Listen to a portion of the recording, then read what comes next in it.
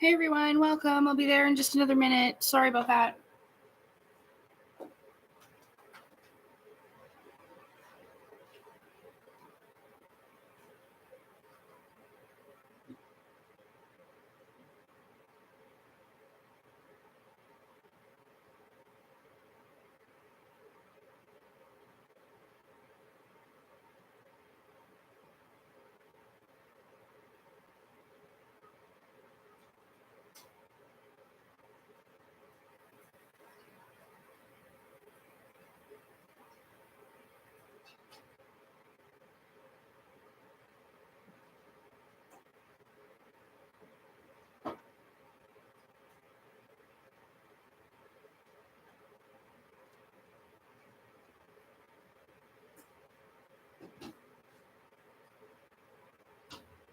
Oops, shit.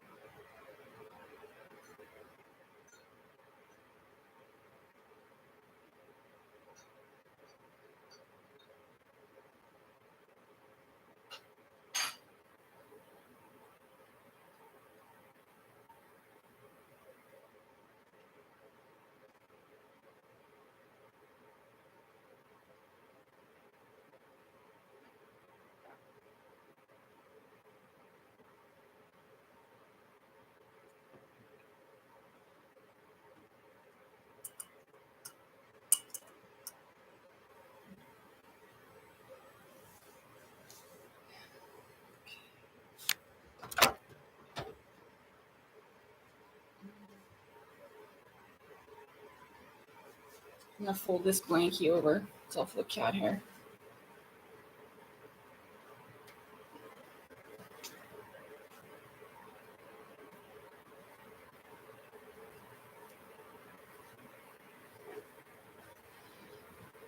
Yeah, that's better.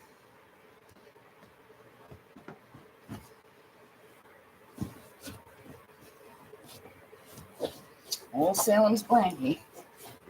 Sleeping on the couch.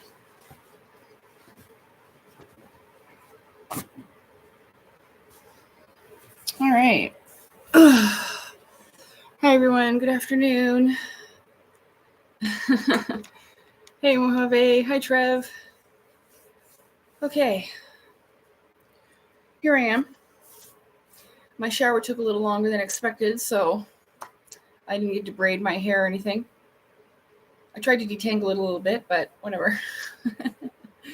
So hello. Good afternoon. I hope you're well. Marv says hi.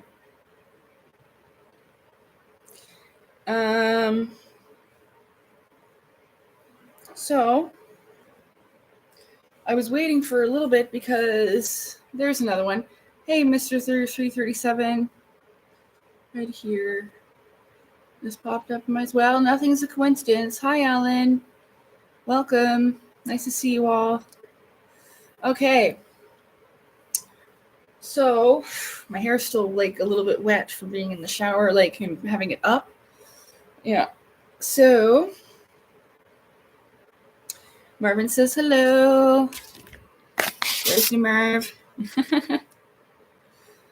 Say hi, Marv. Say hello to Marv. Hi.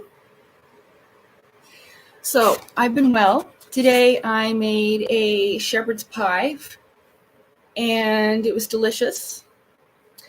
Marvin? Marvin had some cheese. Okay. No, I should have left my hair alone. It's still all wet, like here and here and all underneath. I should really get a shower cap, but I have one. I don't know where it is. Ever since I moved, I still can't find any of my stuff, so. Merman.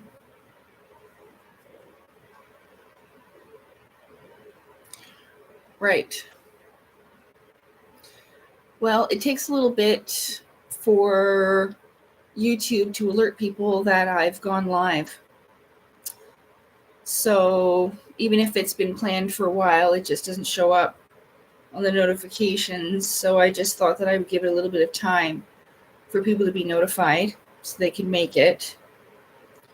So I do read that in the chat. Oh, YouTube didn't notify me. Sorry, I'm late. Things like that. So I thought we'd go live and then just leave it for a little bit, and start at about 4:30.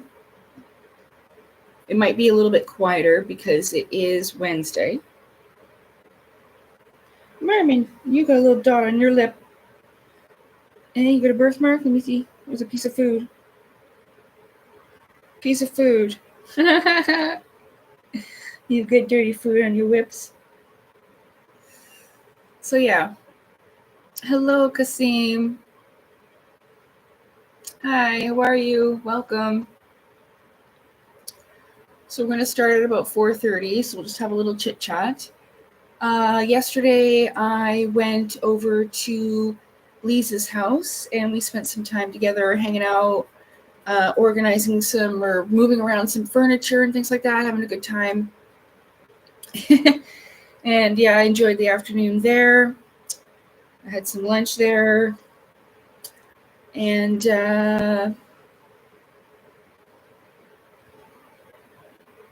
what else? I don't know.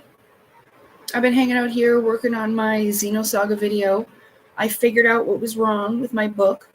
I had to go through every single picture and resize it until I found the one. So I finally found the one, and I resized it, and everything just went magically back together. And I thought, isn't that true to life? One thing can be out of alignment and everything is fucked. And then you put it back in alignment and ta-da, there it goes. So I fixed it. So now, because of the frustration, I don't know, like my book causes me so much stress. I don't know if it's because of like the fact of just wanting to get it right and having things the way that my original vision was and stuff like that for the way that it looks. Because I don't want to change the look of it too much. I just want to make a few corrections and add the note about how much things have changed within a year and blah, blah, blah. So there's probably about 5 or 6 more pages added. And it's all text. There's no more pictures or anything like that. It's just all text. So I'm pretty relieved that that's over with. I am well. Hey, JB, how's it going? I wasn't paying attention that you arrived. And you arrived. Welcome, sir.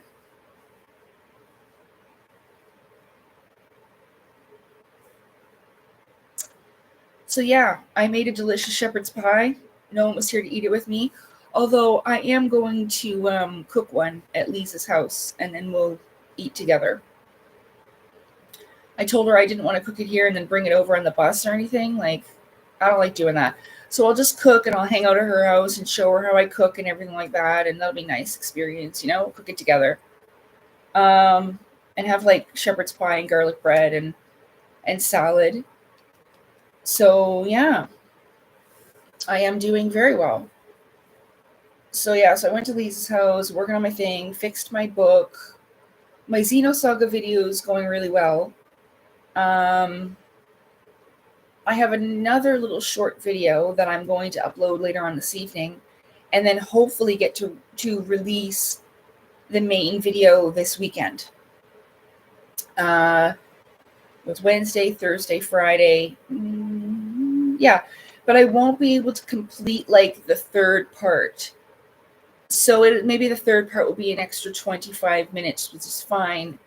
Because it's probably all together, it'll be about an hour of content. And okay, what else? Oh yeah, everyone always talked about that, Forbes magazine. Sometimes when I say my last name, I'll be like Forbes, like the magazine, but I'm not rich like them. Like I'm not in there. I don't fall under that financial bracket. But yeah, I was adopted, so it's not like that would, not my original blood family name. Anyway, think my tea's a little bit too hot to drink still. But I'm using my Halloween one because it says, I spilled it on myself.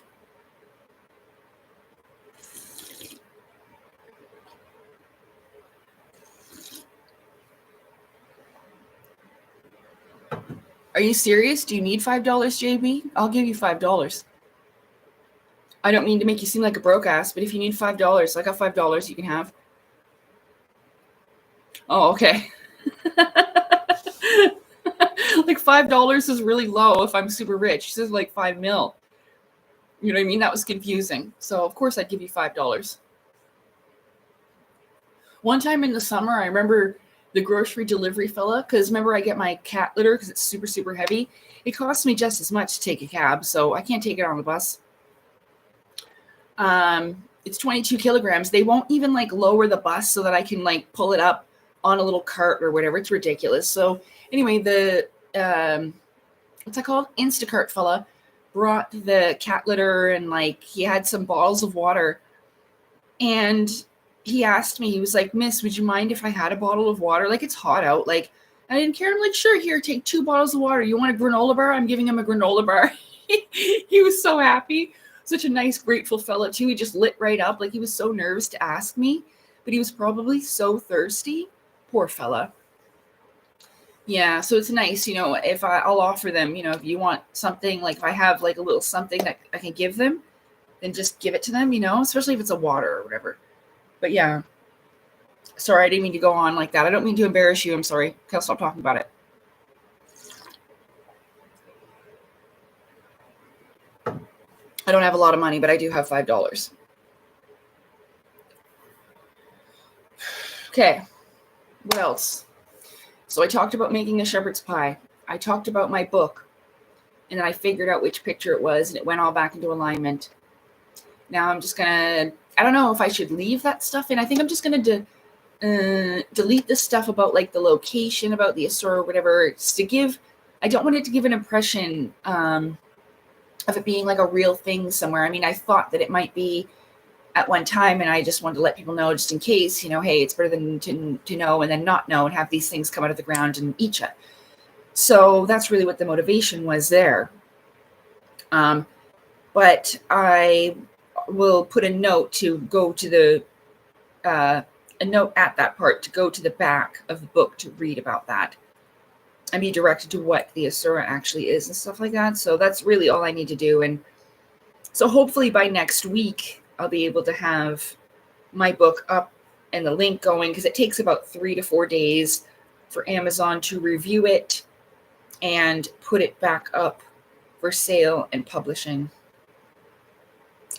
Although I don't know how I feel about that. I would preferably just order a bunch of author copies and then have people order it off of me. This way, I'm making some money for it. I mean, it's not about that, but I do have to find a way to support myself more.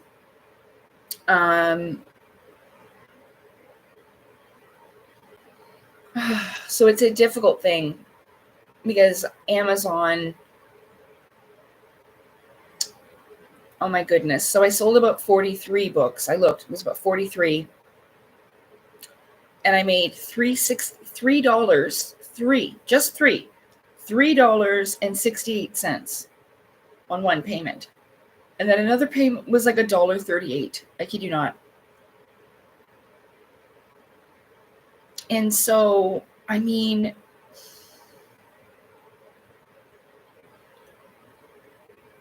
since my job didn't work out, you know, I have to figure something out.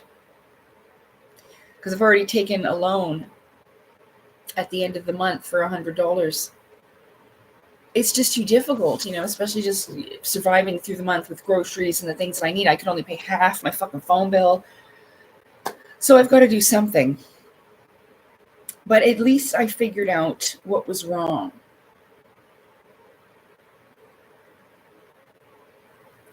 No, I know, JB. I know. Well, it's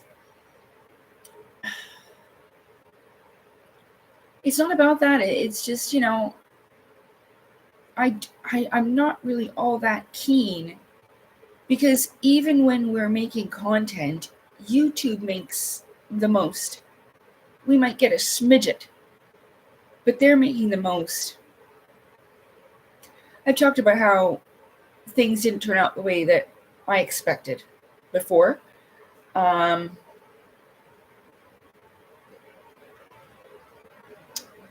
I don't know. I'm pretty disappointed that my job didn't work out and I couldn't stay healthy enough long enough, you know. But anyway, let's move on. So I just don't put myself in a bummer mood.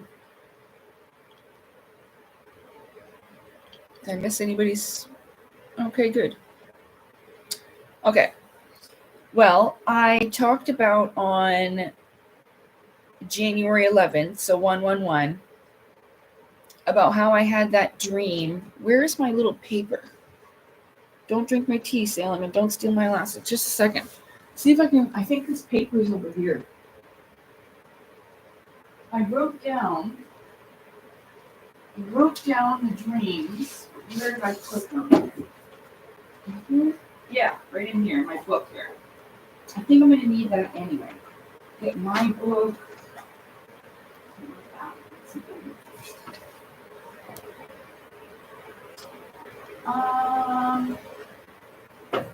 This one.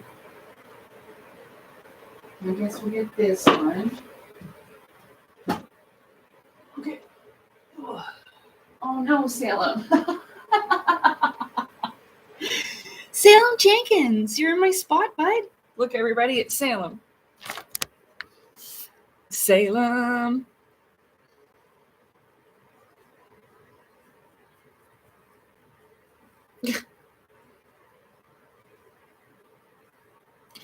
Yeah, and I found the paper I was looking for. So I wrote down my dreams of lately, and I had another one. I'm not sure if I told you. I think, yeah, I did. I told you about that one, about the girl that came up to me and was like, if you're so powerful, with full attitude, like, but she did that on purpose. She was testing me. If you're so powerful, then why don't you pick me up and fly me over there? And I knew she was testing me, so I know I talked about that one. Hold on now. I gotta reassemble myself here because I'm not gonna move Salem. That's just mean. Hold on, I'll be right back. I'm still hungry, so I'm probably gonna have more shepherd's pie.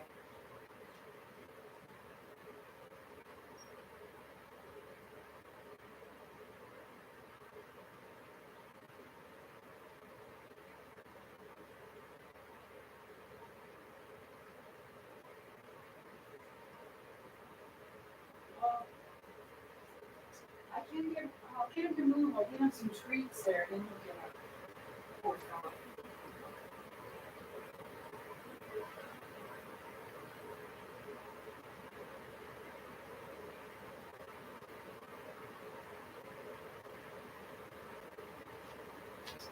It's minus 27 outside, so nobody really wanted to go out there today. Not even Merv. She went out there, sat on the steps for a few minutes, and she's like, nope, coming back in. Coming back in. Damn, it's cold. January and February are always the coldest months here. Always. Dang. Dang it, Bobby. It's cold.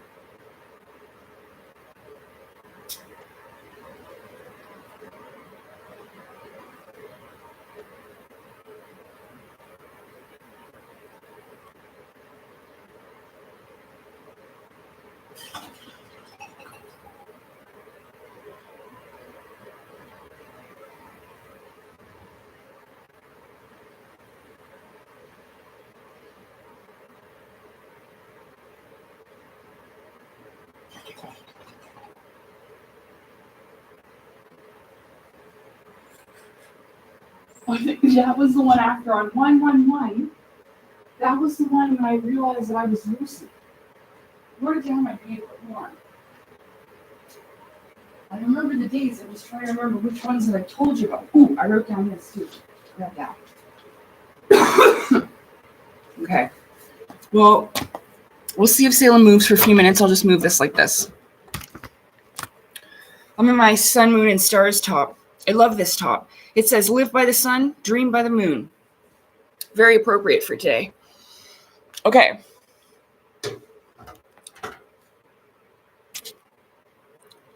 Oh, hi, Steel Horse Studios. Thanks for the share. Did I share something of yours? Well, I probably very much enjoyed it if I did. Because I don't remember. But I'm very glad to see you. Welcome. So, no, not a GoFundMe, hun. No, like even when I asked for donations before, I put a video up and I showed people like the things that I got. It's just so difficult on a fixed income. I'm on a disability income, and so just to get like, I was so excited just to buy a little watermelon, wasn't it? Watermelon. Yeah, I got like a watermelon. I got a watermelon, you know what I mean? And it's just to help out a little bit. And it's not forced. It's always if people want to, if they're able to. I don't want you to give me your last $10. Nothing about that. It's just that I had a really good job and my mental health didn't stand to hold up, you know? Just because of the stress is out. I thought I was going to be good. I was good for a while and it didn't last, unfortunately. Because the stress is about working around people. I didn't think it was going to affect me that much. I really didn't, but it did. So that's the only reason. But, you know, hopefully things will just work out on their own. I'm just following my heart's desires, what makes me happy.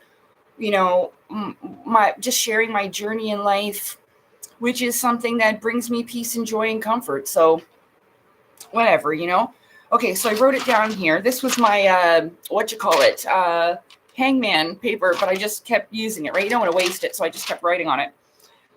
Okay, so I need to tell you about the grocery store dream. Oh my God.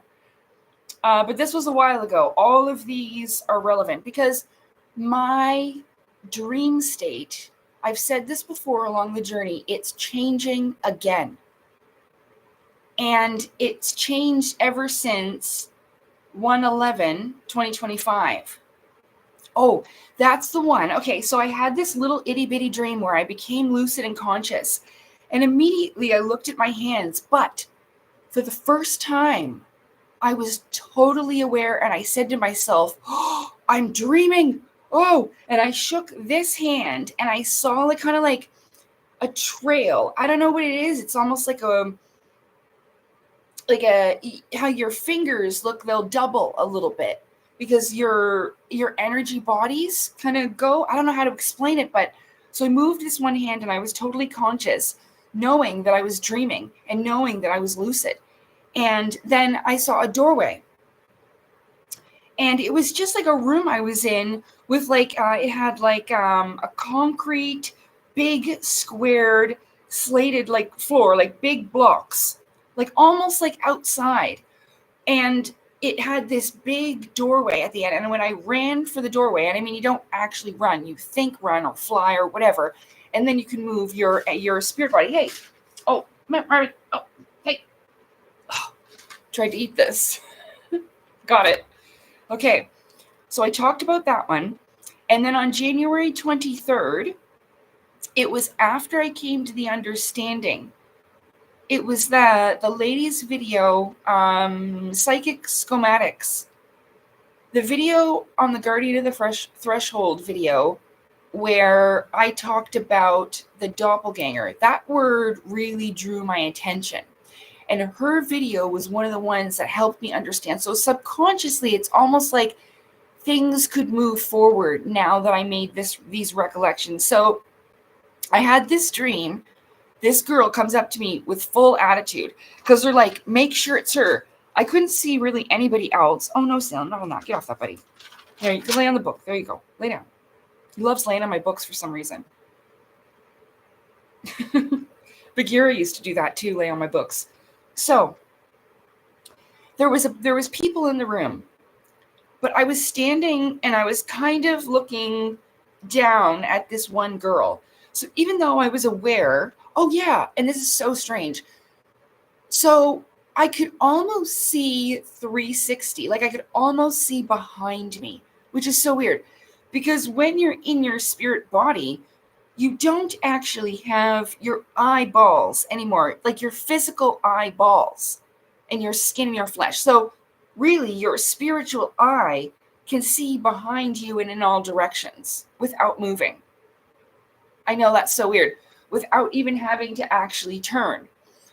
So I felt that, and I felt like almost a certain translucency. Like, I don't think I had taken a form or something. I don't know. It's hard to explain. But I was looking down at this girl, not in like I was bigger than her, but not by a lot.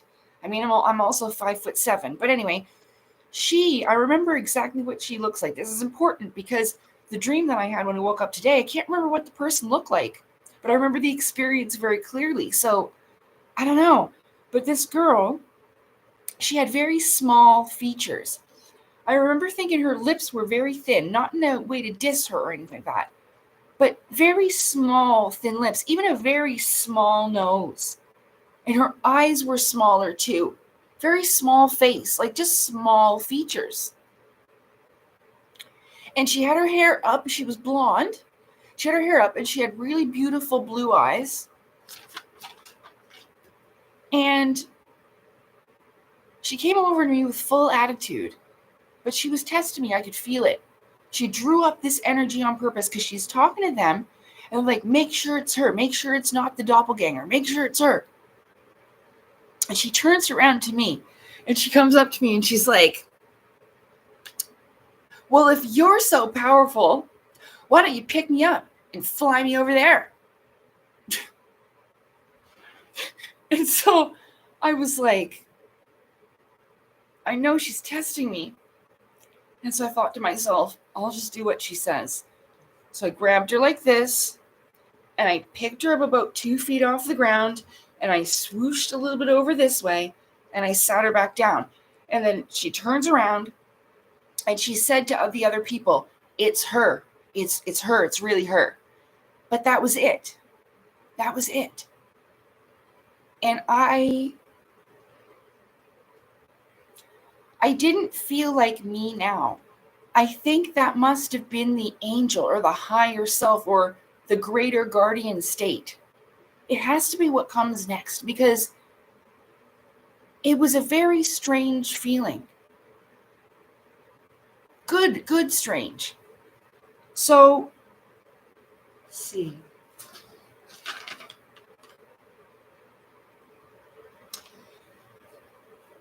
The one that I had when I woke up, I had a nap and I woke up at about 1.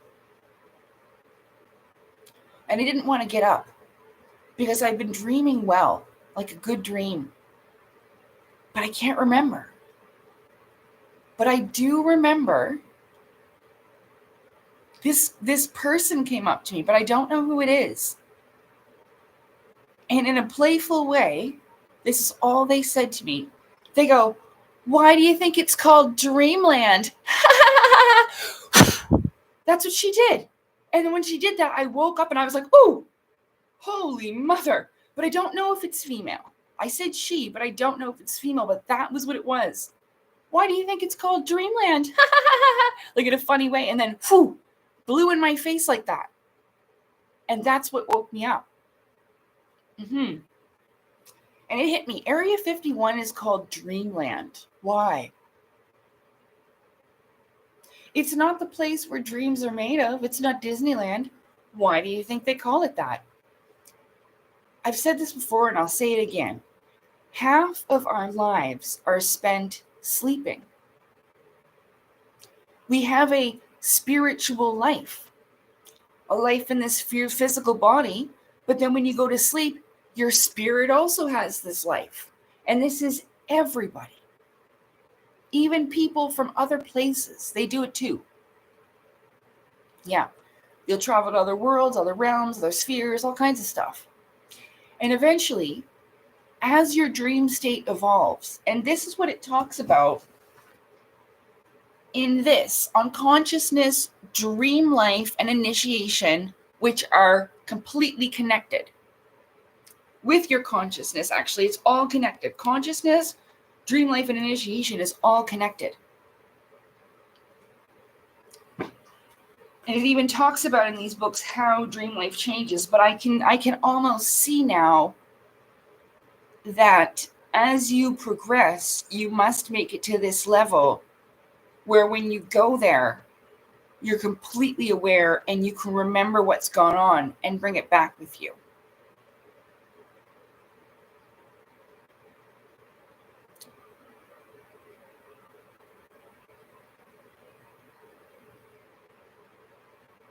Okay, well, it's just getting good, Mojave, but see you when you get back.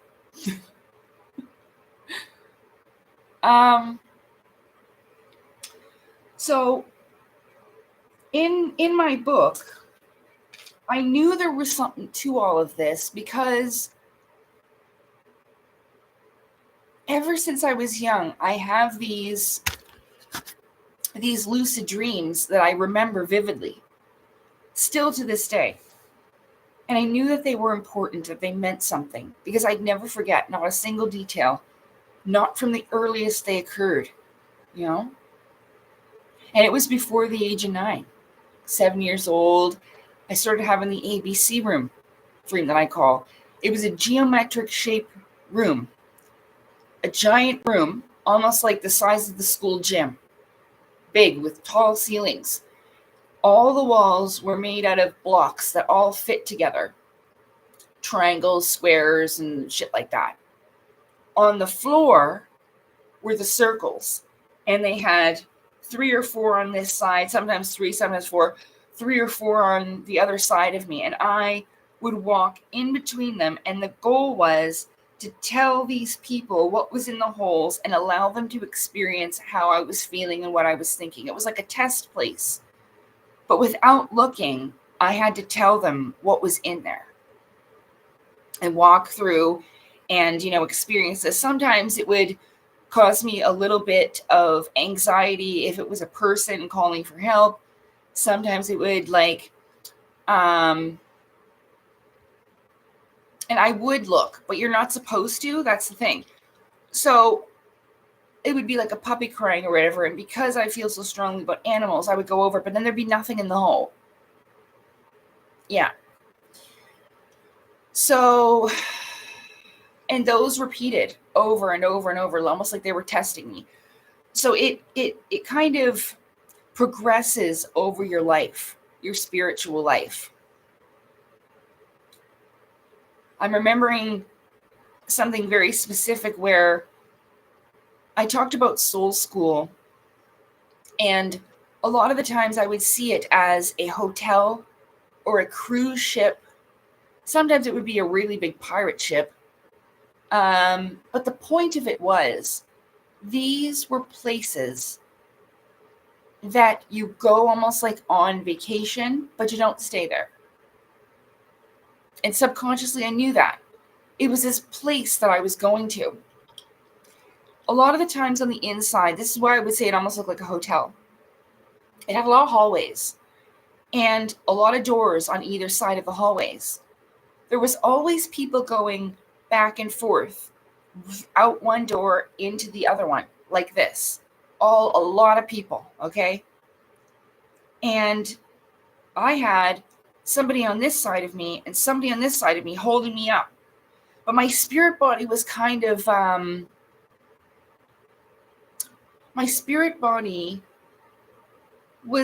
like unable to, like I couldn't like move my head. I couldn't open my eyes to see, like, because I was like, oh, you know what I mean? Like just barely conscious. But this one, I was very young, or like pre-teens, you know what I mean? So it progressed, and they were holding me up and taking me forward. Whereas everybody was going this way and that way, I went forward.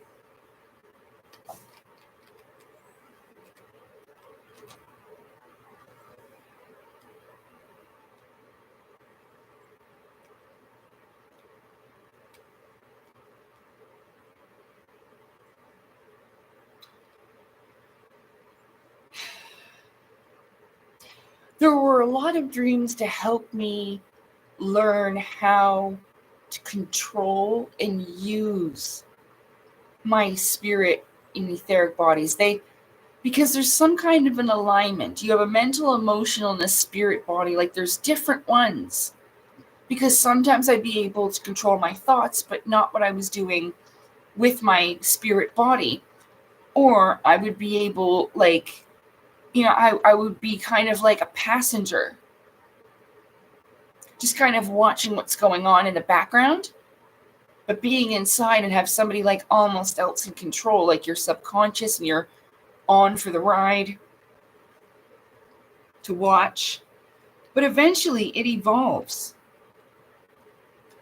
And I think when you're able, I think and feel, when you're able to control this fully, whenever you reach this certain spiritual consciousness level, I don't know how to explain it.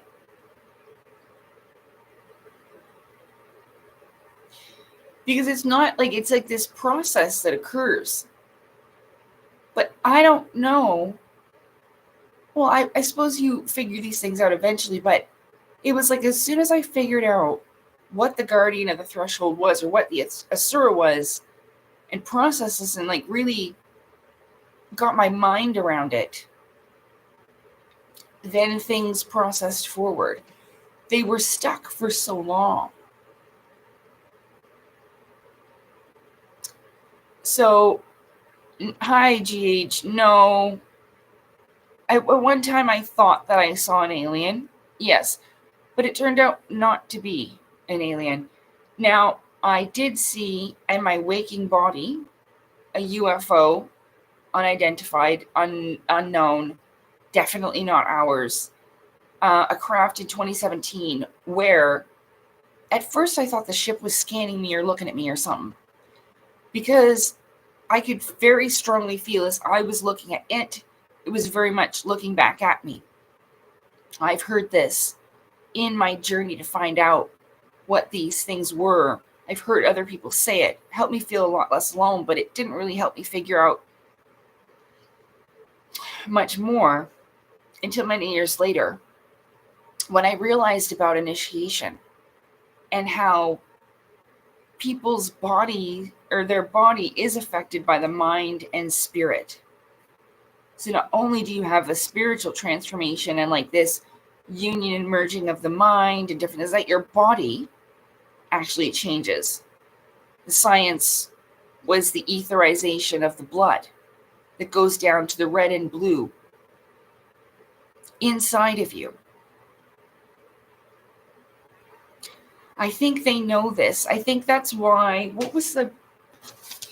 I think that's why with Area 51 and them calling it Dreamland is because it does have to do with the astral, lucid dreams. Like, think things like the Gateway tapes and the Monroe Institute. That was like the CIA. Even Russell Targ talked about that, and that's a huge thing with them. Remote viewing, that's what they do, you know? I'm sure this is why. In the Matrix here today, we have our known sciences, the ones that observed in our physical reality, physics and stuff, you know? But they did that on purpose and totally shoved all the other sciences out the window, right? To create this type of world, to have us think that those things don't even exist. But that night when I saw that craft, I was literally watching Russell Targ, and it was called The Extrasensory Scientific Implications of ESP, Extrasensory Perception.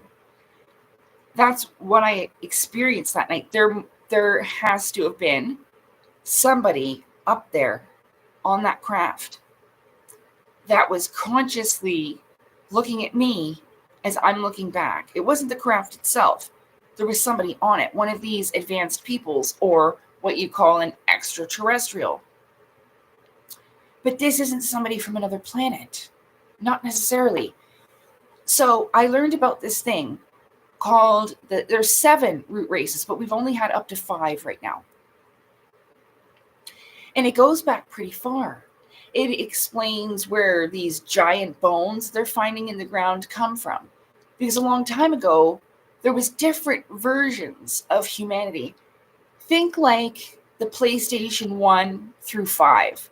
We had different upgrades from the PlayStation 2. Remember how it got smaller and sleeker, right? These different upgrades that came with each system. Are you guys following along? Is this making sense?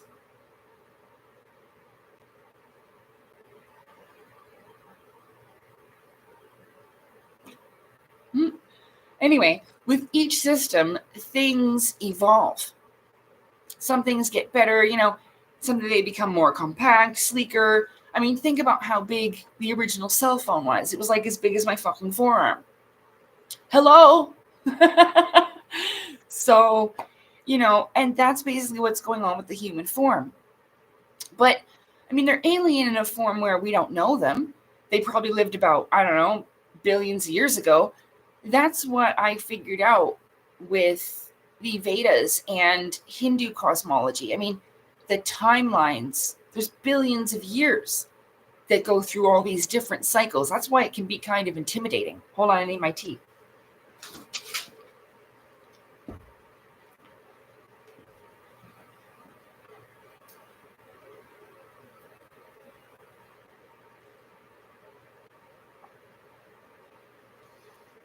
That's why they say, civilizations have come and gone, rose and fallen. But I mean, there's been many, many, many, many more than they'll even tell you about. That's the problem. So at one time, we had these gigantic people.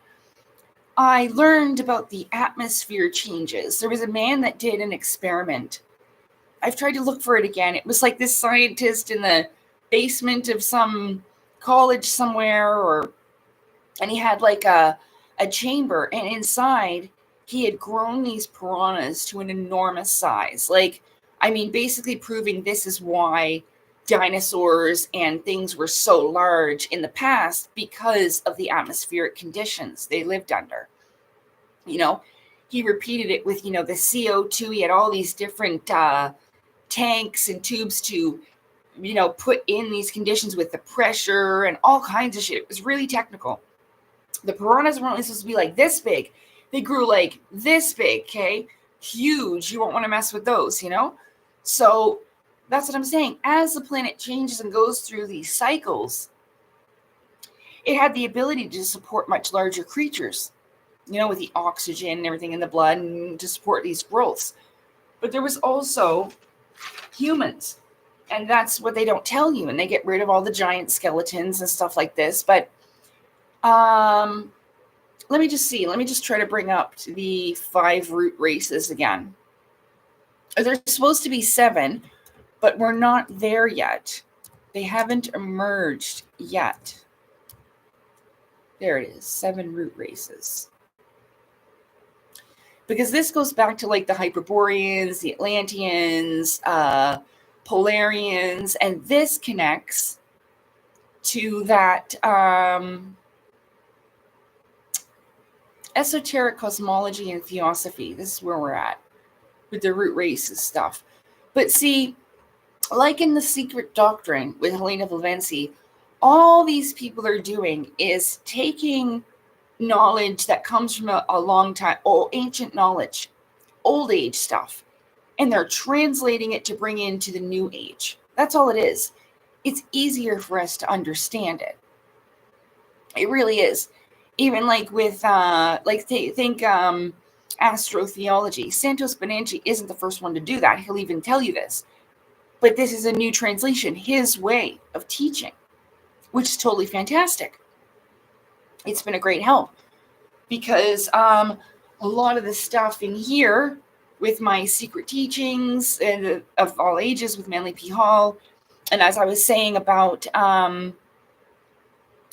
how intimidating, Hindu cosmology is, especially like I'm telling you, like it's like billions and billions of years. They're charged like it's huge, so that can be very intimidating.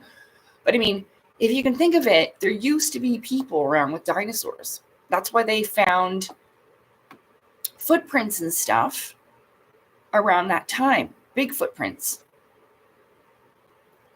Okay, so we have Lemuria, Atlantis. Hang on. The first root race were the Polarians. The first root race was Ethero. They were composed of etheric matter. They reproduced like an amoeba or like cells. I just seen 2 cells dividing. Earth was cooling at that time. The first mountain to arise out of the stormy primeval ocean was Mount Meru.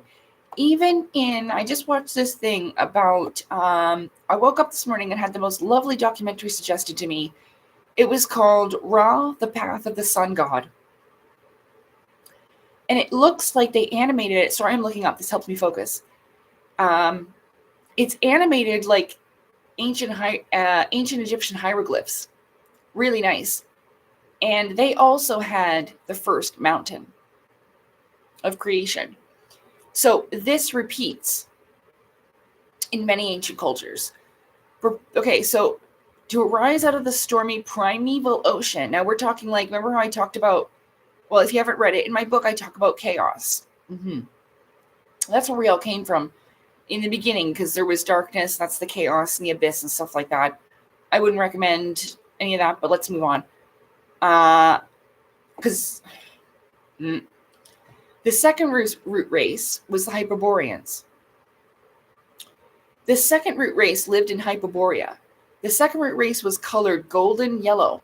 Hyperborea included what is now northern Canada. Oh, where I am, I'm a Hyperborean. Oh, Greenland, Iceland, Scandinavia, northern Russia, and Kamchatka. Kamchatka.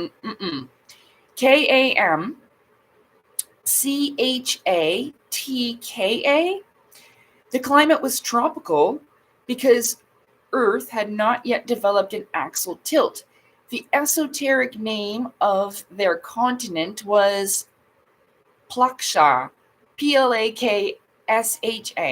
They called themselves the Kimpurshas. They reproduced by budding. They were flowers. Mineral, plant, animal, human. It's our evolution cycle. Not only was our bodies evolving, but our consciousness was evolving through all these different things down to a cellular level. They may not have the same type of consciousness as us at this level, but they were still conscious. They reproduced by budding, the Hyperboreans. Budding, what does that do? What does it say? It's blue. Let's look over it. Oh, budding is a type of asexual reproduction in which a new organism develops from an outgrowth or bud due to cell division at one particular site. For example, the small bulb-like projection coming out from the yeast cell is known as a bud. Ah.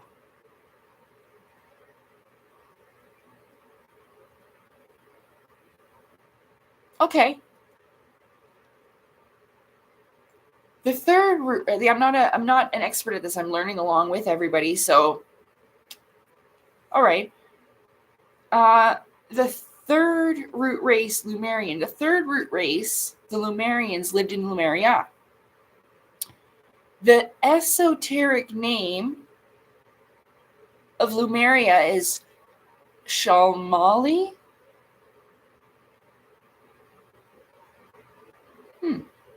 Lemuria, according to Theosophists, existed in a large part of what is now the Indian Ocean, including Australia, and extending into the South Pacific Ocean.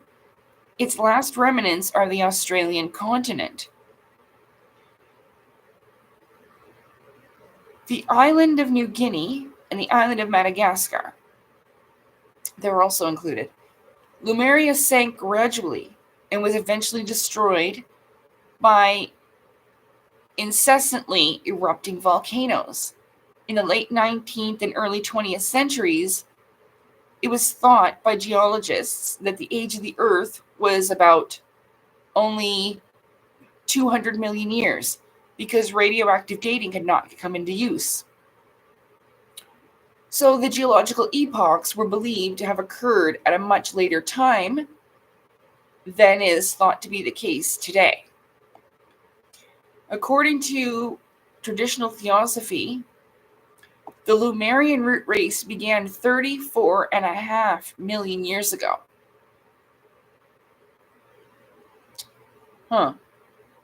Okay, so that is earlier than dinosaurs. Anyway, 34 million years ago. Well, what I said is still true. I've seen the evidence of footprints, big fucking footprints, but maybe just the dating of it is difficult to get. Even carbon dating is difficult. Sometimes it's not right. So, but like I was saying, in the Hindu cosmology, when you look at it, you see like this long of a number, billions of years it looks like. So, okay, let's continue. Again, the topic that I chose today is so large. That's why I was kind of dreading tackling it. But I figure if we start at the beginning and make our way there. So hold on. 34 million years ago, in the middle of what was to believe the Jurassic. Oh, okay, so I was right. They were with dinosaurs. Yeah. Thus, the people of Lemuria. Oh, I should have kept reading. The people of Lemuria coexisted with the dinosaurs. The Lemurian race was much taller and bigger than our current race. I love not being stupid, because I used to think I was so stupid my whole life, so there I just celebrated. The first three sub-races of the Lemurians were reproduced by laying eggs, like birds or reptiles. Oh, out of the ocean crawled some reptiles. That's what I just saw. They laid eggs. But the fourth like reptilians. Reptilians would probably, reptile people would probably lay eggs. Okay, so that's where like the reptilians would come from and stuff like that too. Maybe. I'm just guessing as it is, sorry. By laying eggs, but the fourth sub-race, beginning 16.5 million years ago, began to reproduce like modern humans. As Lemuria was slowly submerged due to volcanic eruptions, the Lemurians colonized the areas surrounding Lemuria, namely Africa, southern India, and the East Indies. The descendants of the Lemurian root race, according to traditional theosophy, include the Cathode race, Congoid race, and Dravidians. Hang on.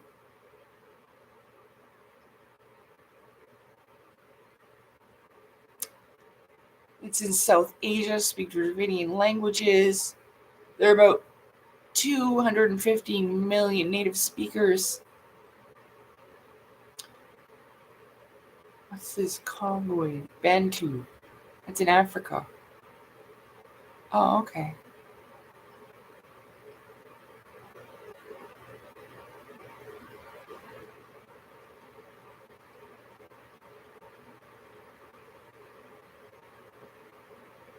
All right. Okay, so they went there. I'm just going to go back to the chat and see if anybody has anything to say. Oh, hello. Hello. People have joined. Hi, Scott. First fruit race. Nah, first root race, you silly goose. What about sassy? I don't know what you're talking about, Ryan. Okay. Welcome anyway. Okay, the fourth root race was the Atlanteans. Here we go. Okay. This is why I had the Phoenicians. It's like Phoenix, but like people of, if there was a land of Phoenix, they'd be the Phoenicians. Fuck.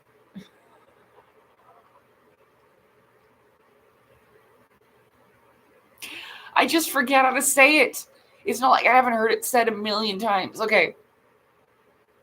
So the Atlantean fourth root race, Atlantean. The sub-roots. This is why I had to record all my voice clips like at least 5 to 6 times, and it was exhausting for my video because sometimes I just can't talk. Even if I'm reading, I can't talk. Okay, so the fourth root race, the Atlantean, according to Theosophy, arose approximately 4.5 million years ago. So 4,500,000, 4.5. In Africa, from the fourth subrace of the Lemurians.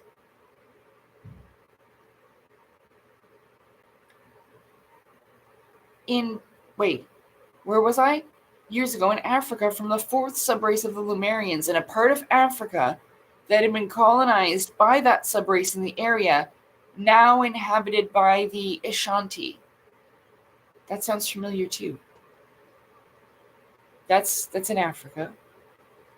Wait. Ghana. Modern day Ghana.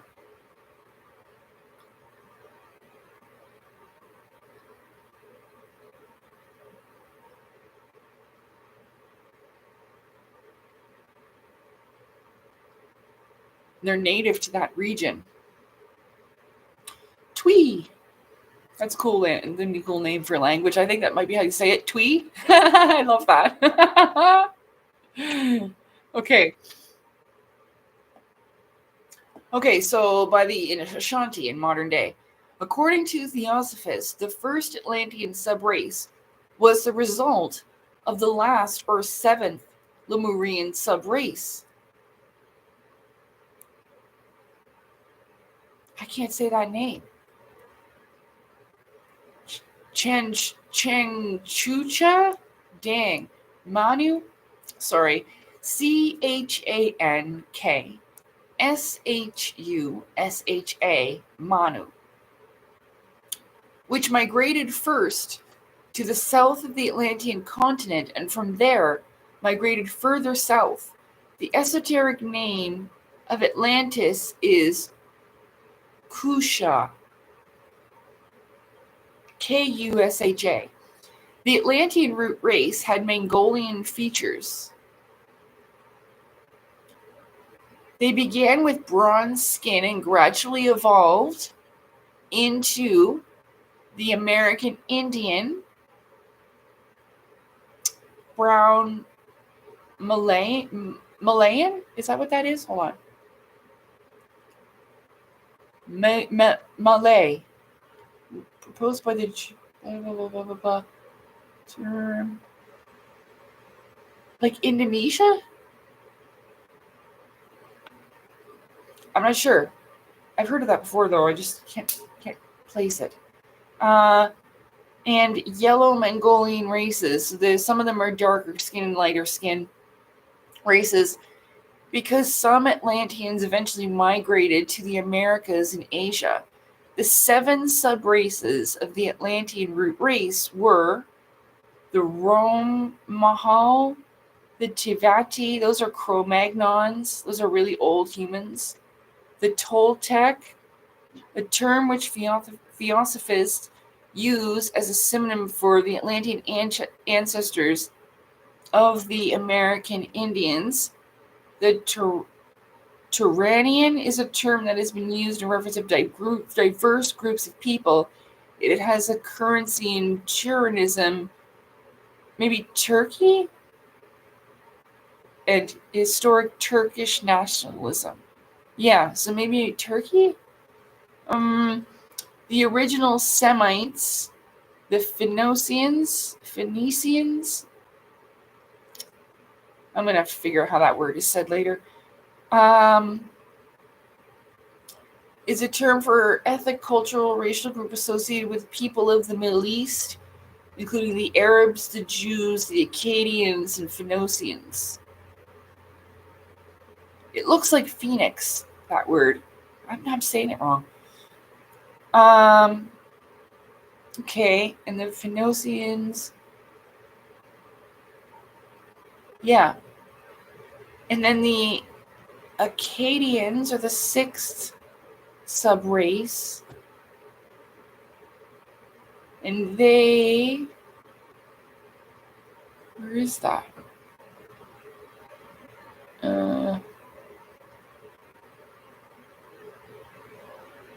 Oh, like around Sumeria and stuff like that. Sumer. Oh, so wait. The Akkadian Empire was the first known ancient empire in the world, succeeding the long-lived civilization of Sumer. Okay. And then the seventh were the Mongolians.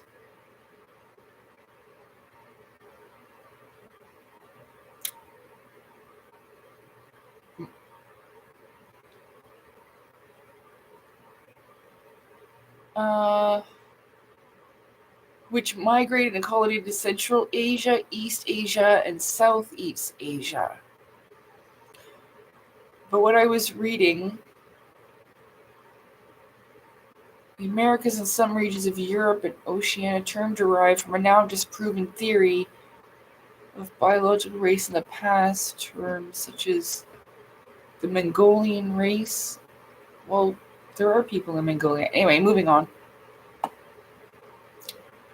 The descendants of the Atlanteans, according to traditional theosophy, include those of the Mongolian race, the Malaysian race, Malayan. I think that's supposed to say Malaysian. Malay or Malay's not the same. Malay. Anyway, and the American Indian race, as well as, I know some of the terms might not be totally proper as how do we say it today, indigenous peoples of the Americas, okay? In the late 19th and 20th centuries was called the olive skin Mediterranean race. Okay.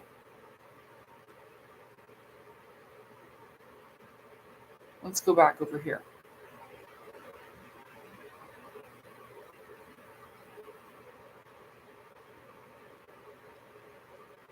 Okay, so in the case of Sasquatch and stuff like that, that is cryptobiology.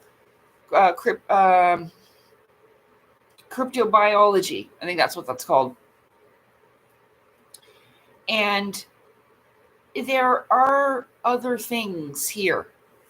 The channel Thinker Thunker will cover that, and you can see a whole bunch of really impressive breakdowns of, I mean, if anything, you will leave that channel going, huh?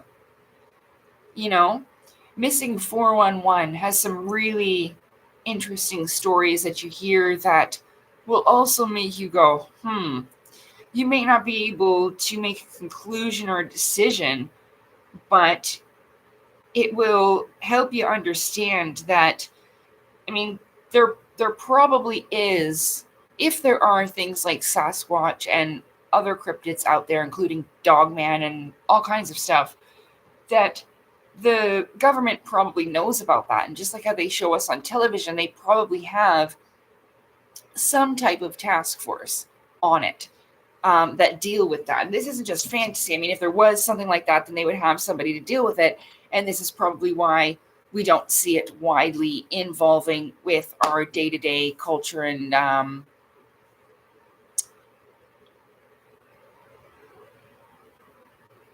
well, not everything in the Bible is accurate, true, and a thing.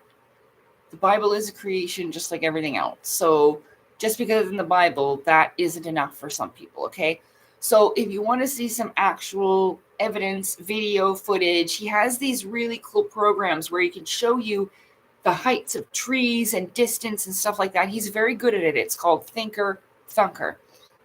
And that channel, I've watched, not recently actually, because I mean, once you watch so much of it, you're proven, okay, well, there is something out there, or there's all these different colors. I actually drew them.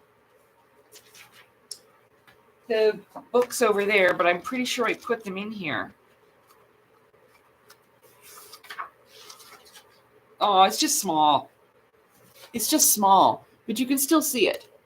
See other different colors and stuff like that. Yeah.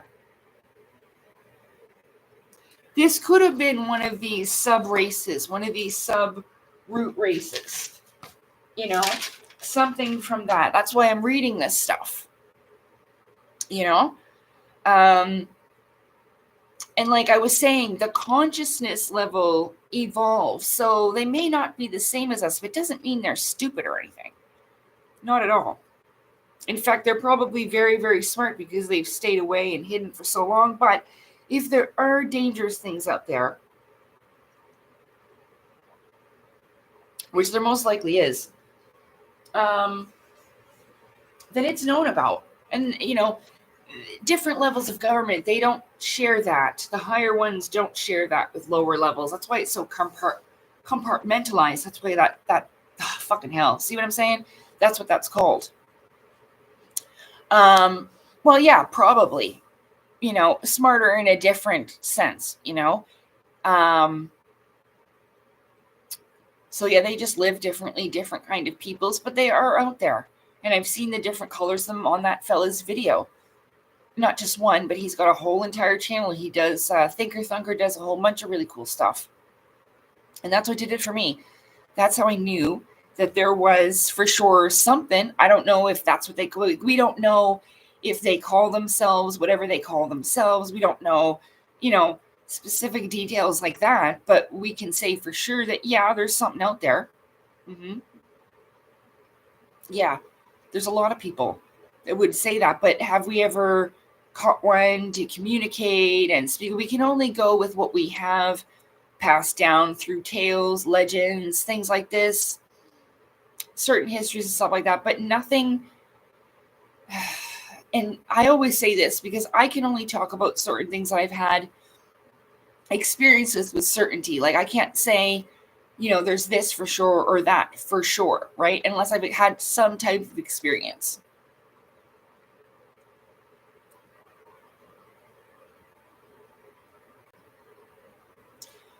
Well, that goes again with what I'm talking about.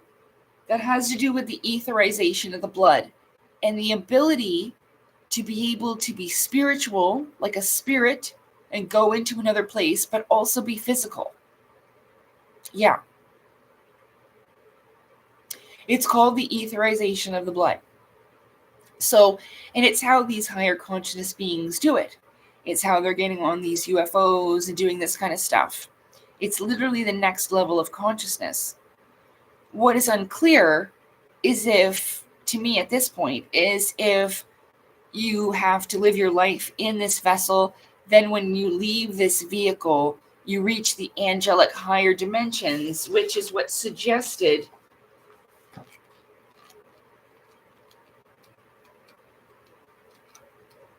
Where's that little poem by Rumi? Back here in the back. Yeah. Yet once more I shall die human, to soar with angels blessed above. And when I sacrifice my angel soul, I shall become what no mind ever conceived. So this is also expressing how our consciousness goes up in levels. We have different levels and experiences of existence, right? That's what that means. So that's basically what we've been reading through this root race thing. I was hoping that it would say, I had one, this isn't what I originally used when I did the 7 root races.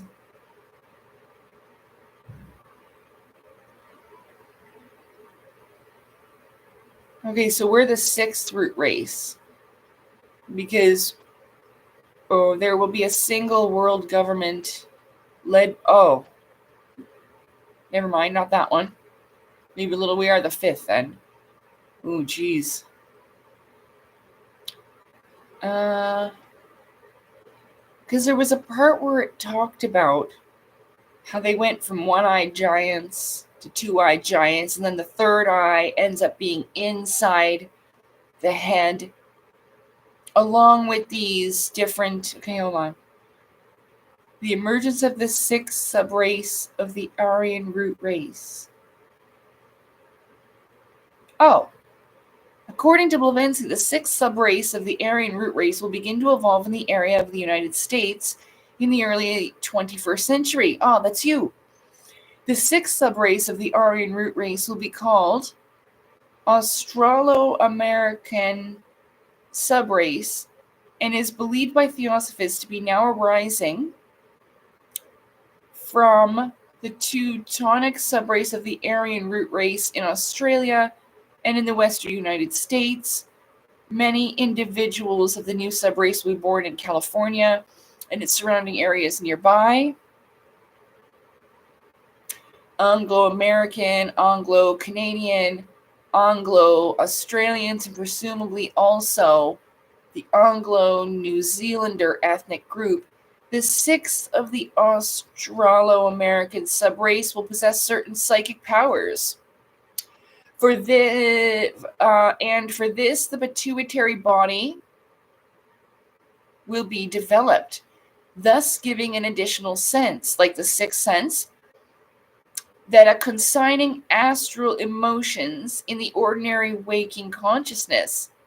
What we may say that in general, the sixth subrace will bring in wisdom and intuition, blending all that is best in the intelligence of the fifth subrace and the emotions of the fourth.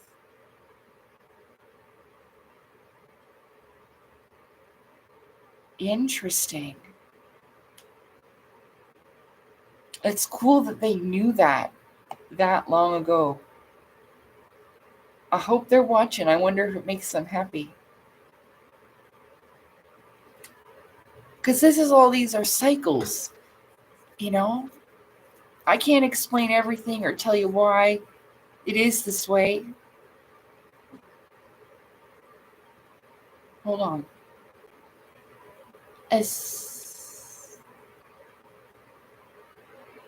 Whoa.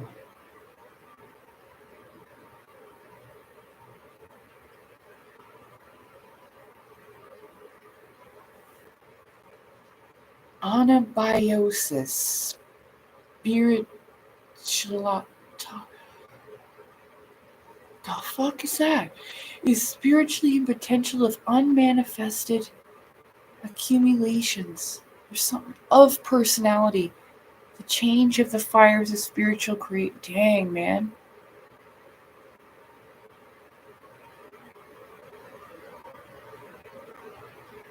Wow.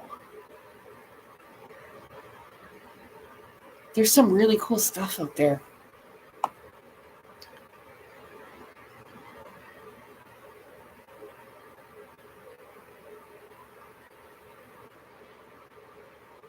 The seventh root race will be the last race to appear on planet Earth.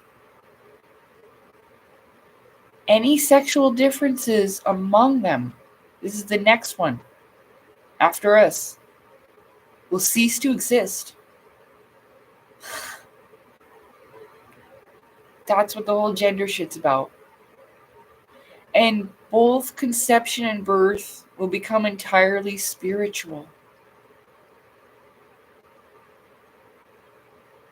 He also writes humanity will have great spiritual development. He describes the development in the following words. Everything that is irredeemably sinful and wicked, cruel and destructive will have been eliminated, and that which is found to survive will be swept away from being, owing, so to speak, to the karmic tidal wave in the shape of scavenger plagues, geological convulsions, and other means of destruction.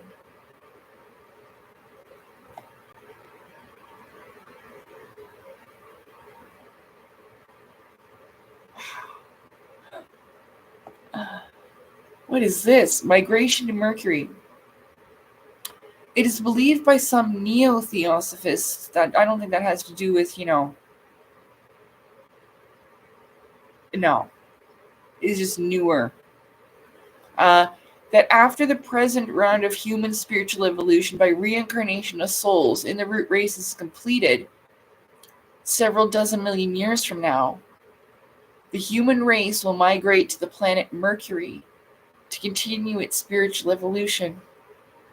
Some also believe that the human race lived on Mars. Excuse me? before the current round of spiritual evolution.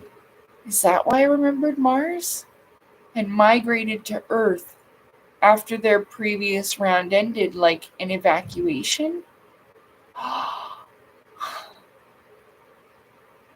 According to astrologer Walter D. Pullen, every round of spiritual evolution takes place within a chain of similar rounds, and these chains are located in a group called a scheme, and also states that 7 rounds make a chain, and 7 chains make a scheme. Some neo-theosophists believe that the human race is currently the 4th chain in the scheme. In addition, it is believed by some that life on Mercury will be less material than on Earth, and the average level of consciousness will extend for longer as humanity will possess etheric vision.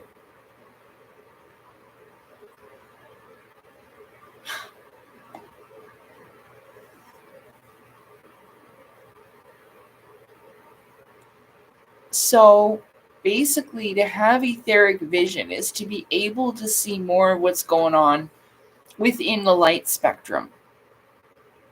Oh my God, Jose, Lacey, you look as pretty as a brown speckled hen sitting in a spaceship. Well, thanks, hon. Okay, let me,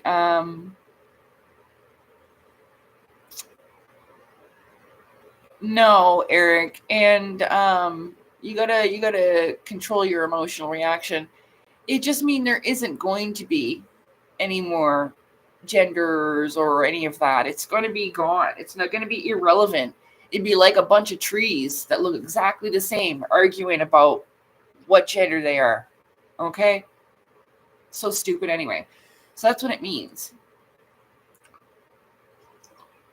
But they're having this so that people think about things, you know, opening people's minds to it. It may not be, you know,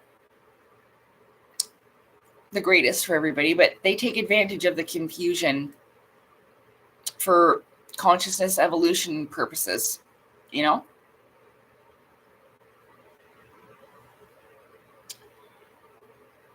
Oh, well, that's what people say, right? But, you know, with Mars, when I was about, I think it was before I met Jenny, so I was pretty young. But I remember I had seen Mars on the television in the 90s, and I just knew. I don't know how I knew. It was like, it felt to me like it was common knowledge. And I just turned to my whole family at some family gathering we're at, and I was like, hey, Mom, there used to be people on Mars, but they blew themselves up, and everyone laughed at me. And I'm like, what the hell is everybody laughing at? There's nothing funny about that. Like, but I didn't understand what that meant at the time. I do remember an evacuation from Mars, but I was in a crystal, so I can't explain that. I thought I was a baby at first. Hold on.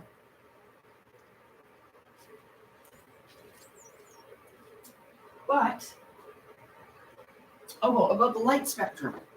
So our eyes can only see certain things that are going on because of the light spectrum and the way that we're designed. But we can also, like, upgrade in a way. Upgrade, like from Idiocracy. And with the etheric vision, this is how I saw that craft in the sky. I don't know if a person standing next to me would have even seen it. I don't know. I don't know.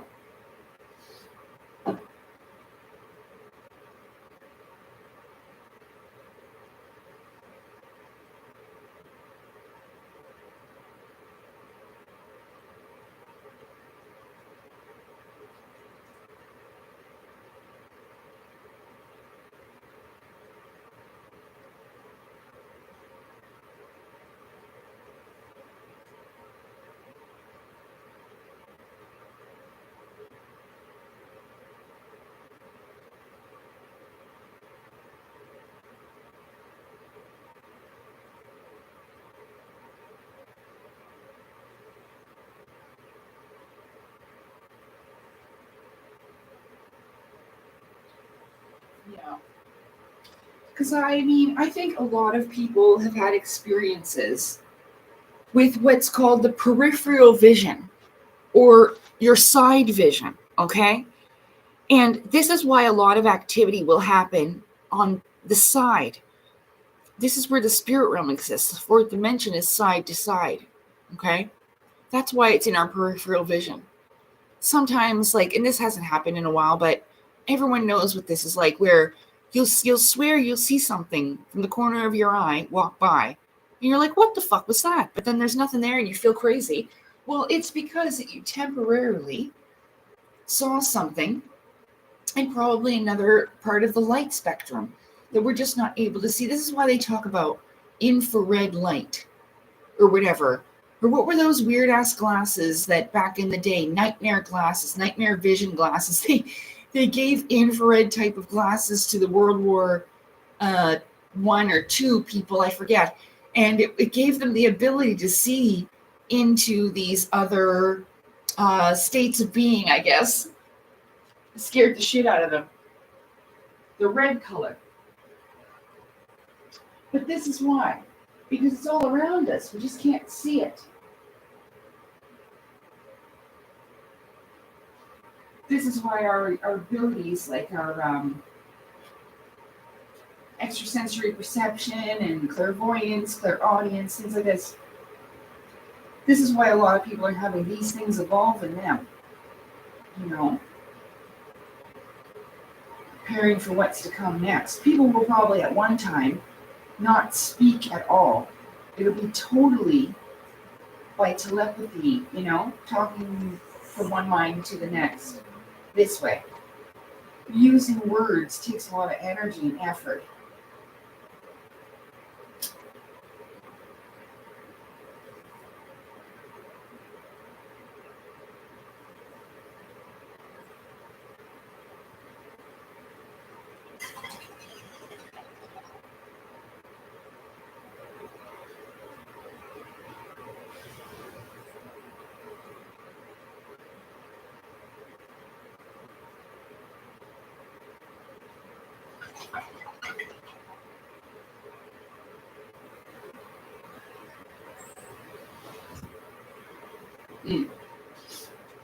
All right.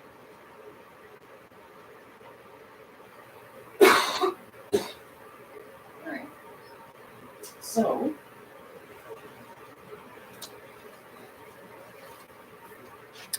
Salem's asleep on the couch, so I'm not moving him. Hey, Emerson. Hey, Vinny. Good to see you. Yes, well, that's true. Yeah.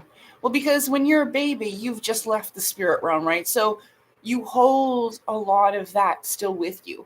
It leaves us almost like something cooling, like coming from the fire and still having the fire there with us, like a burning ember. That's what I'm seeing. And then you kind of cool off afterwards. And these things, you know, because of the way our world is set up and, you know, people's belief systems and stuff like that. And, you know, we're told, you know, not to use our imaginations and things. Our spiritual senses are dumbed down one way or the other.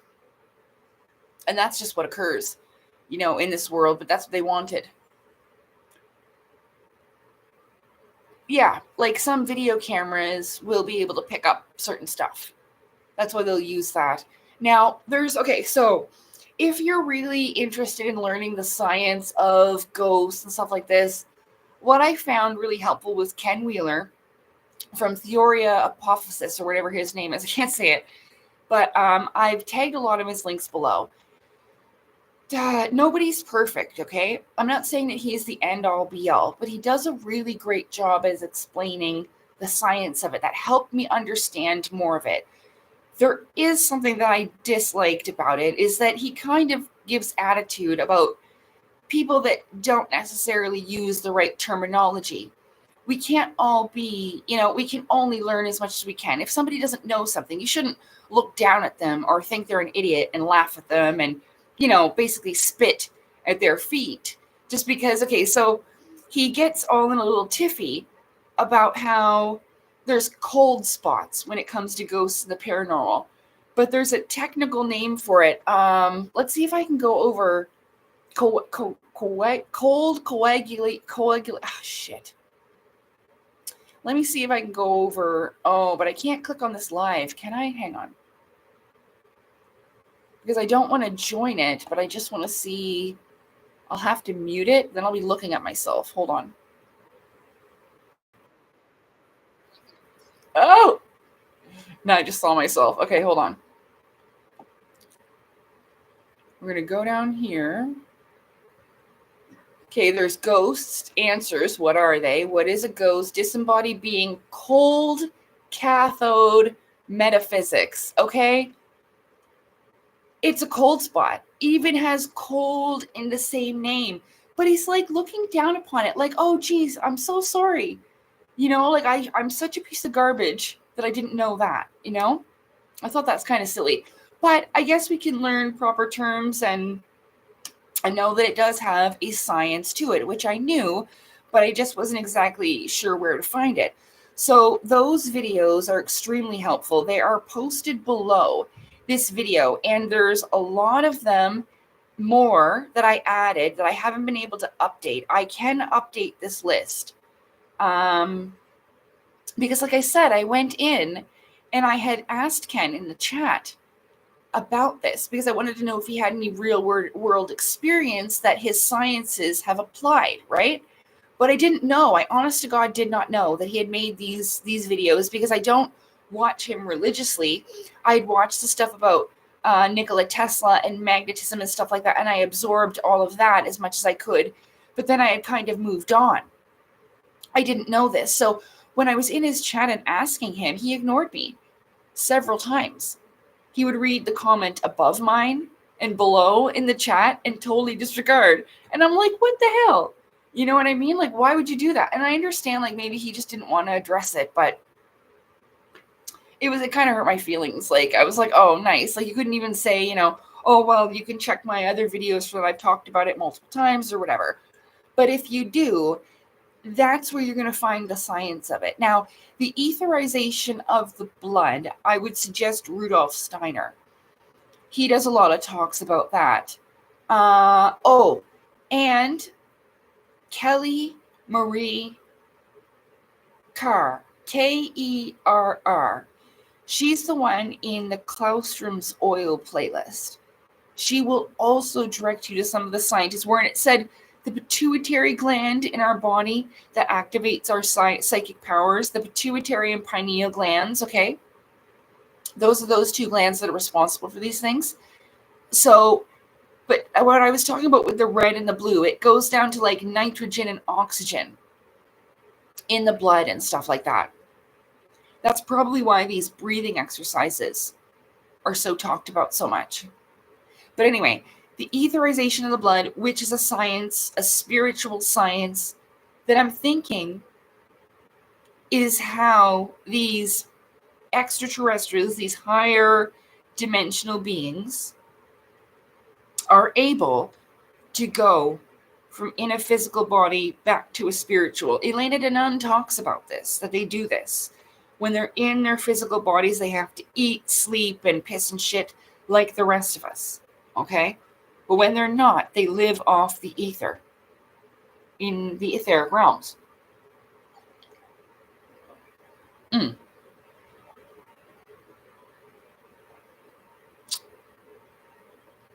No, you wouldn't want telepathy with 97% of people. You're fucking right.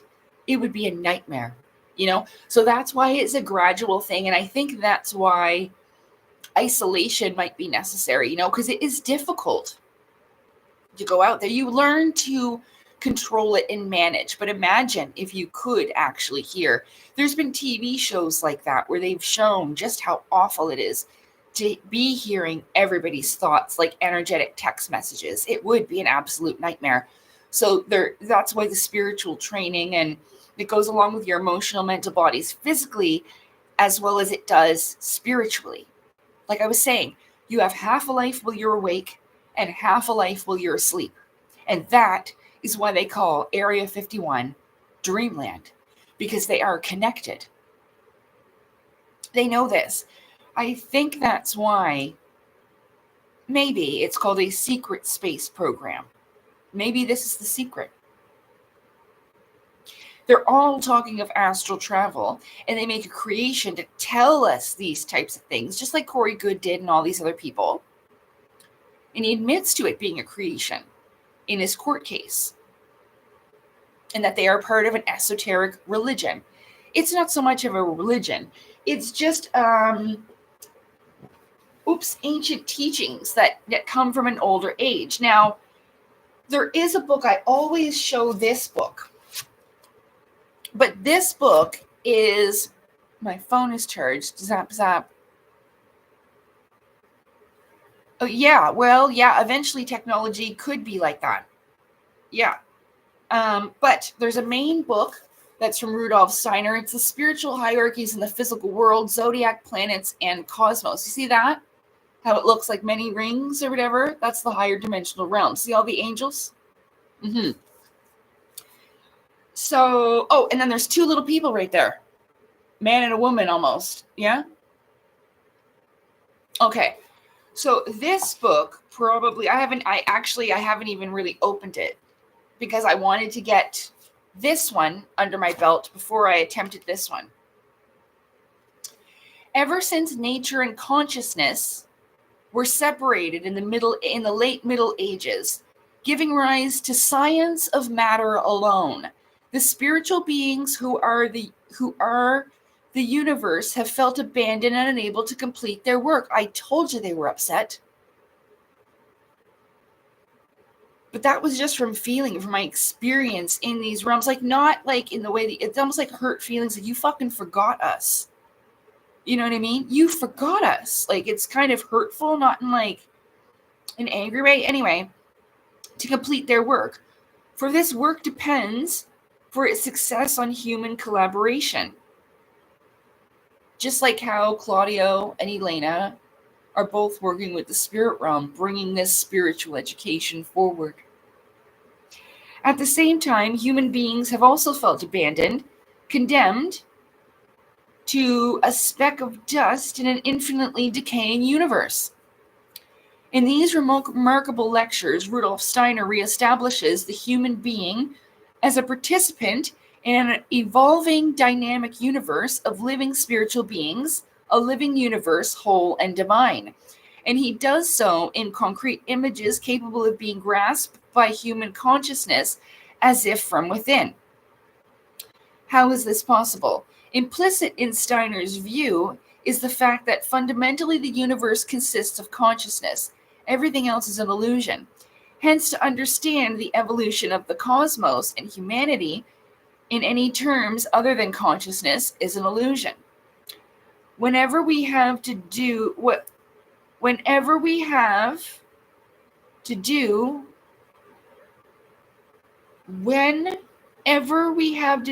mighty cosmic facts, am I reading that right?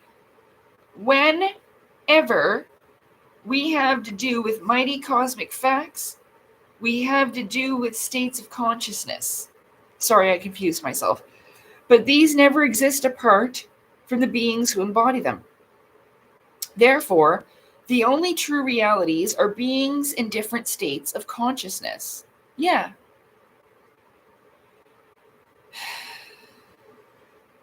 In a sense, spiritual science is a science of states of consciousness and the beings who embody them, like the 5 root races. Indeed, rightly considered, all science is a science of beings, and the sensory perception, the physical state, is but the outer vestment of the activity of beings in different states of consciousness. To describe these beings, Steiner uses the names made familiar by the wisdom tradition of the West. He speaks of the evolutionary states of Saturn, Sun, Moon, Earth, Jupiter, Venus, and Vulcan, the 9 choirs of angels, seraphim, cherubim, thrones and dominions, virtues and powers, principalities, archangels, and angels, as well as the elemental beings and nature spirits, and the elements of fire, earth, air, and water. So this, when did I get this book? I put the date on it. September 16th, 2024. So I've had it for a while.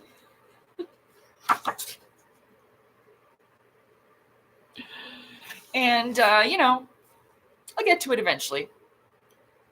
When I'm ready, when it's time. But I knew that this would be an excellent one. Oh, look, he signed it. I didn't even know that. Look, he signed it. I didn't even open it that much. Isn't that nice? Of course, it's a photocopy of his signature, but that's really nice. He seems like a nice fella. Not that I knew him or anything, just his energy and the way he speaks, and energy speaks for you. The Renewal of Primal Wisdom, Chapter 1, April 12th, 1909 in the morning. This cycle of lectures will lead us into exalted regions of spiritual life. Like I was telling you, dream life, spirit life, will lead us, as it were, not only from our earthly dwelling place into the vastness of physical space, but even into the spiritual worlds from which the physical aspect of space originates. At the same time, however, precisely a lecture cycle of this kind will show us that all knowledge and all wisdom aim to solve the greatest riddle of all, the riddle of the human being. For to understand the human being, what illuminates the riddle must be drawn from far distant spheres. Love him. So yeah. Let's see. I went through a stage of this where I thought the Asura was a demon trying to kill me. I do think that you create your own reality, because I was creating some pretty uncomfortable experiences. I know that in my last building, there was so much pain and suffering and trauma and all kinds of stuff that there has to have been what I suppose are called portals or wormholes into other places. Yeah, like a connection. And this is what we see happening in some places. And it can, even if you move out, these things will still be there in this location. And I've seen that a lot. I know I went through experiences in my last building where, it wasn't so pleasant. A lot of where to go? There's some lucid dreams where there was like these demonic creatures in my book trying to get into my apartment. And in my lucid dreams, I fight them. These are only just smaller ones. And most of the time I can only remember certain details anyway. It's not like I was lucky enough to remember the one where I was with all those people and I was in the wall behind the couch. And I realized then, I was like, holy shit, I'm a ghost. I said that, oh my God, I'm a fucking ghost right now. I'm in the couch, like behind it in the wall. And I'm like looking down and I'm realizing that, I'm like in the house. So I realized that I was like this dimensional thing. I was a ghost. And that's why I think that the term of it kind of covers a certain aspect of, the supernatural, paranormal, or rather the metaphysical aspect of life. There are so many different things, and there are really negative things, or also just, spirits that no longer have a body. Ken calls them disembodied beings, that at one time they were in a body. And then there's other types of beings that have never, ever had life. So they don't know what it's like to even be human or be alive in a physical vessel. So it's such a wide topic.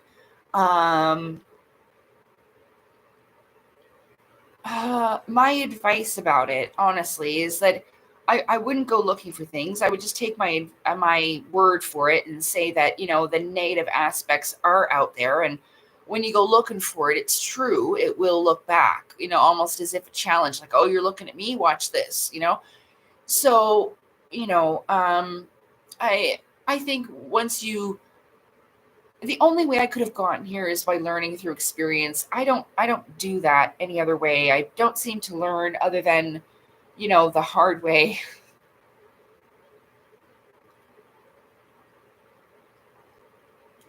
My cup says, "Oh my ghost." Relevant to the chat. Hi, John. How are you? Oh no.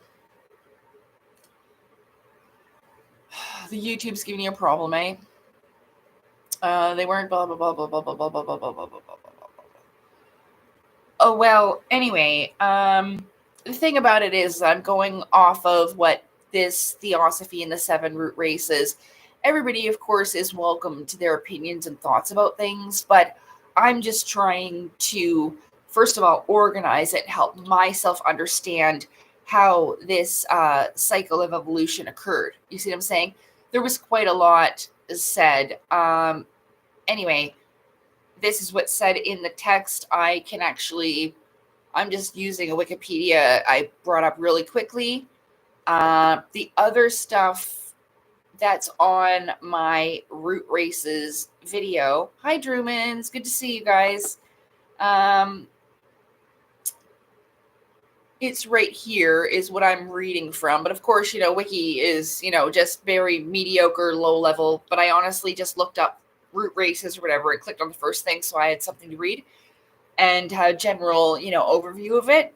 But underneath my ETs and Ancient Civilizations Root Races video, it has me holding up my book. And I mean, it's in the summer in my cute little dress with the cherries on it, I believe.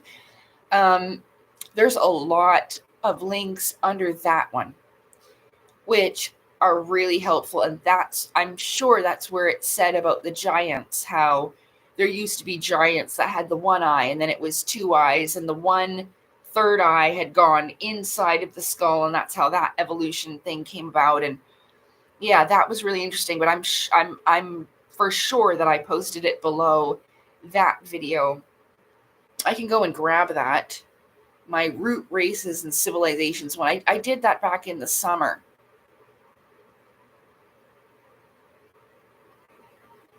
There's another book by Helena Blavatsky, The Secret Doctrine. I do have that over on the shelf. But, okay then. Well, there's actually, when is it? 6 o'clock. I gotta go. Because I want to go to this lady's live that I really enjoy. If you'd like to follow me, I am going to leave the link about my races video. But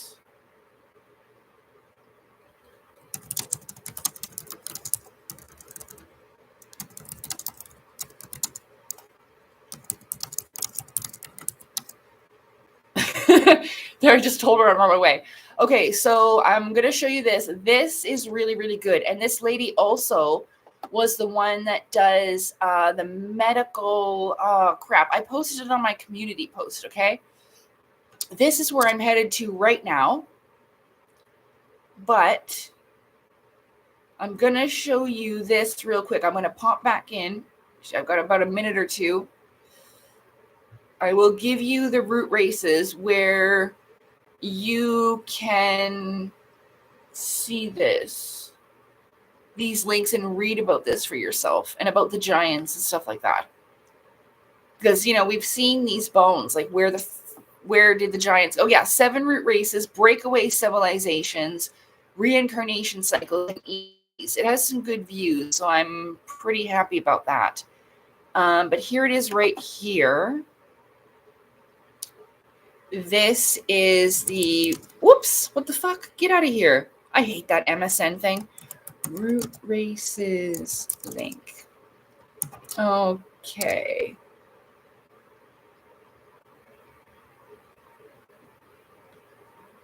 Well, anyway, I just read an overview of it. Everybody has their own opinions and stuff like that. All the others, there's a bunch of people that have, even Billy Carson talks about this stuff.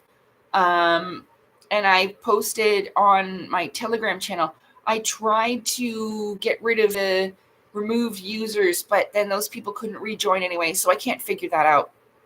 But yeah, the root races link video. I've recovered this before, and those links below that are the ones where I did the good research links. So use those there. The Ken Wheeler videos are below. And I am so glad you've all been here. Enter. I know, I noticed that, Germans, that you couldn't. You could get I don't know how to fix it then. I don't know how to fix the Telegram. And I'm not deleting the chat or deleting it and starting all over again. So we're going to have to figure it out.